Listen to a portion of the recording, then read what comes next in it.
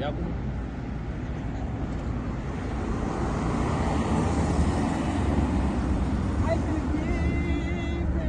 mira yakatotsamwa Akanaka iri baby. iwe mbomera kuti bepi yakatsamwa zisingaiti Kochini. hai pamaititi wakaitei pamaititi waite ichazi ndakazondiudza izvi waite pamaititi kuti nyadzisa kudaro so Kuenda. wakadinyadzisa iwe wakandinyadzisa chiti bepi izvi zvekushaya pekupinda ndikufonerwe izvi kuti nhai uko bhebhi rako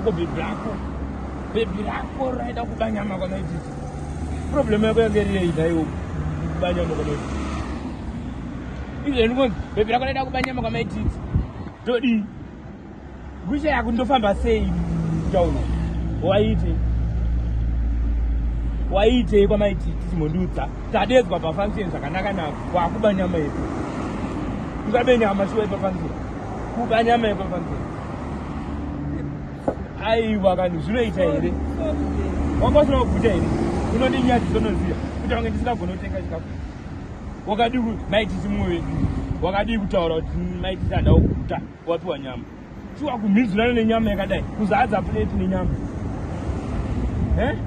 dai vakabawo chinodya kumba kuzadza pleti nenyama